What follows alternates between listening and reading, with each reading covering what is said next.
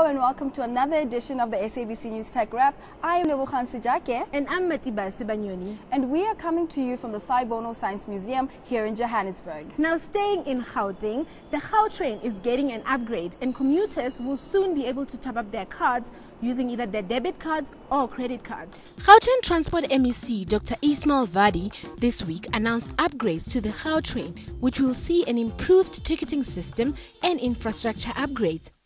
Commuters will be able to access Gautrain services with their local and international credit and debit cards. Vadi says they aim to implement an integrated fare system where public transport users will be able to use one smart card to access different modes of public transport. Online payment upgrades will progressively be rolled out in 2017. Still on home ground. Now, if you are used to answering or making a call while driving, well, you need to put that habit to a halt, especially when driving on Cape Town roads. Traffic authorities of the mother city, Cape Town, have announced that they will further constrict their phone impounding laws against those that use their handsets while driving. This comes after the authorities revealed a report showing that they have confiscated about 10,000 cell phones from motorists since new bylaws were introduced in 2012. Motorists are, however, allowed to reclaim their phones after 24 hours. But the authorities say that most of these confiscated devices are never picked up. They also added that cell phones that are not collected after 3 months may be sold by the city. Now, imagine a classroom with no textbooks or chalkboards. Well, the Department of Education in Gauteng is going digital, turning classrooms paperless. Gauteng Premier David Makhura and Minister of Basic Education Angie Motshekga this week officially switched on digital classrooms at the Pretoria Glen Secondary School in Soweto. This forms part of the second phase of Gauteng MEC for Education Panyaza Lesufi's vision for paperless classrooms in the province.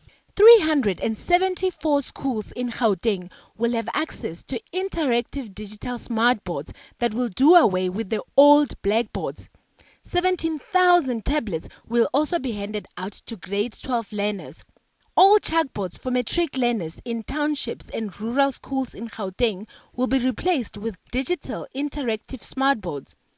Lesufi says books will be replaced with tablets. Now, an infidelity website called Ashley Madison trended this week in the tech world, receiving mixed reactions from the public. Hackers who breached the website's security threatened to reveal 37 million users' personal information, with over 100,000 of the cheating website subscribers being from South Africa.